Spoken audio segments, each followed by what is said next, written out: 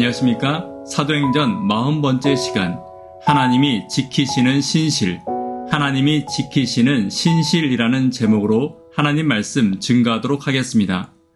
본문의 말씀 사도행전 14장 19절부터 28절에 있는 말씀 가운데 19절부터 있는 말씀 함께 읽습니다. 유대인들이 안디옥과 이고니온에서 와서 무리를 충동하니 그들이 돌로 바울을 쳐서 죽은 줄을 알고 시외로 끌어내치니라. 제자들이 둘러섰을 때 바울이 일어나 그 성에 들어갔다가 이튿날 바나바와 함께 더베로 가서 제자들의 마음을 굳게 하여 이 믿음에 머물러 있으라 권하고, 또 우리가 하나님의 나라에 들어가려면 많은 환난을 겪어야 할 것이라 하고, 함께 찬미하도록 하겠습니다. 주 안에 있는 나에게 단 근심이 있으랴. 십자가 밑에 나가 내 짐을 풀었네. 주님을 찬송하면서 할렐루야 할렐루야. 내 앞길 멀고 험해도 나 주님만 따라가리.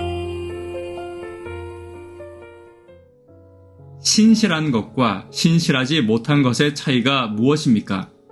신실한 사람들은 해야 할 이유와 지켜야 할 이유를 보는 것이고, 신실하지 못한 사람들은 하지 말아야 할 이유와 지키지 못할 핑계를 찾는 것입니다. 신앙생활에도 신실함과 신실하지 못함이 있습니다. 사람은 완전한 존재가 아닙니다. 그렇기 때문에 항상 유혹이 있고 고난이 있고 또 넘어질 때가 있는 것입니다. 그럴 때마다 신실한 성도는 고난의 때에 하나님을 더 굳게 붙잡으며 자신과 비슷한 고난을 당한 성도의 아픔을 이해하고 그들을 돌아볼 기회를 찾는 것입니다. 그러나 반면에 신실하지 못한 성도는 고난을 기회와 핑계로 하나님을 떠나고 교회를 떠나고 성도를 외면한다는 것이 다른 것입니다. 오늘 초대교회의 신실한 바울과 바나바의 삶을 통해 하나님과 함께하는 신실한 삶을 살펴보는 시간이 되기를 간절히 바랍니다. 첫 번째, 신실한 자들은 하나님의 함께하심을 잊지 않습니다. 19절입니다.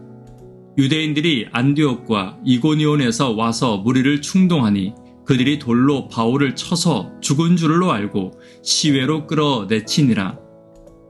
신실하게 복음을 전하는 바울은 유대인들에게 선동된 무리에 의해서 돌에 맞았습니다.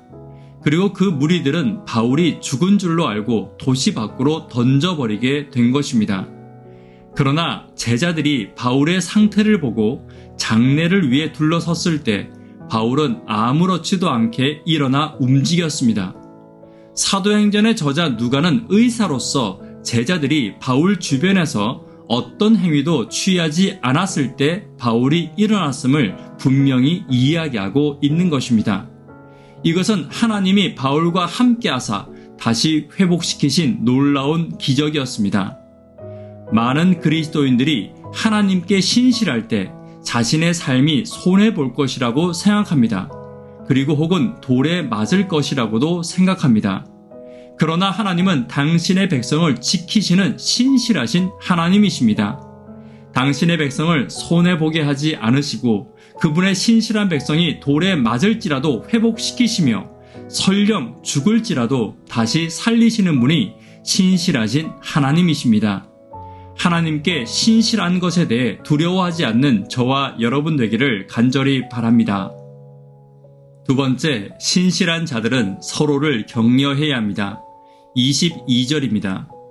제자들의 마음을 굳게 하여 이 믿음에 머물러 있으라 권하고, 또 우리가 하나님의 나라에 들어가려면 많은 환난을 겪어야 할 것이라 하고, 신앙의 성실을 지키기 위해서는 서로를 격려해야 합니다. 제자들과 초대교회의 힘은 소유를 나누는 데 있었습니다.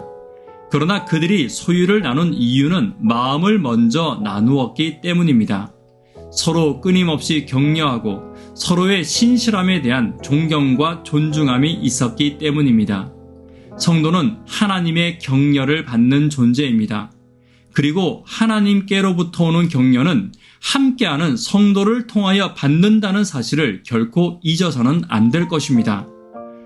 어떤 성도는 하나님의 격려의 통로로 쓰임받을 수 있고 어떤 성도는 악한 마귀의 비난과 넘어짐의 통로가 될 수도 있을 것입니다. 교회는 하나님의 통로가 많을수록 든든하고 연합하며 사랑이 넘치는 하나님의 집이 될 것입니다. 오늘 저와 여러분이 섬기는 교회에 하나님의 통로가 넘치며 악하고 교만한 자들의 말들이 사라져가는 하나님의 신실한 자들이 회복하는 집이 되기를 간절히 바랍니다.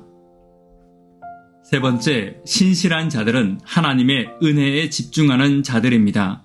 27절입니다. 그들이 이르러 교회를 모아 하나님이 함께 행하신 모든 일과 이방인들에게 믿음의 문을 여신 것을 보고하고 제자들과 함께 오래 있으리라. 사도들이 안디옥에 왔을 때 그들은 하나님의 은혜에만 집중했습니다. 어떤 사람들은 은혜보다는 고난에 집중하기도 합니다.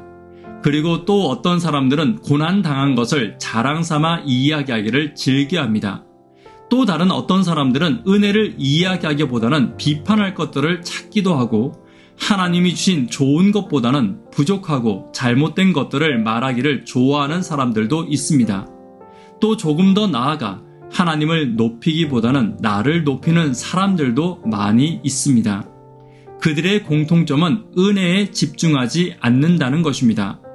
제자들이 안디옥에 와서 그들의 선교함을 보고할 때 그들은 하나님이 행하신 오직 은혜를 찬양하고 은혜만 이야기했습니다. 자신들의 이야기를 무용담처럼 자랑하는 것이 아니라 오직 하나님이 주신 은혜에만 집중했던 것입니다. 오늘 저와 여러분의 시각이 고난에 집중되지 않기를 간절히 바랍니다. 그리고 하나님이 아닌 나에게 집중되지 않기를 간절히 바랍니다. 오직 하나님이 주신 은혜에 집중할 때 더 큰 은혜를 누리고 주님과 함께하는 신실을 지킬 수 있음을 잊지 않는 저와 여러분 되기를 간절히 바랍니다. 말씀에 결론 맺도록 하겠습니다. 하나님의 신실한 자들과 그들이 있는 교회가 되기 위해서는 어떻게 해야 합니까? 첫 번째는 신실한 자들은 하나님의 함께하심을 잊지 않는 자들임을 잊어서는 안 될 것입니다. 신실한 자들은 서로를 격려하는 자들이 되어야 합니다. 신실한 자들은 은혜에만 집중하는 자들이 되어야 합니다. 오늘 저와 여러분이 섬기는 교회와 저와 여러분이 하나님의 신실한 자들이 되기를 간절히 바랍니다. 기도 제목 함께 나누도록 하겠습니다. 구도자들을 위하여 하루 10분 하나님과 동역하기를 위하여 기도해 주십시오. 청년, 학생, 어린이들을 위해서 성령 충만한 교회를 위해서 기도 부탁드립니다. 교회 성경학교를 위해서 기도 부탁드립니다.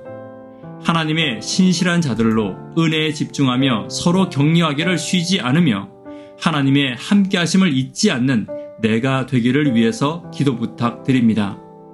이 시간 개인적으로 기도하도록 하겠습니다. 감사합니다.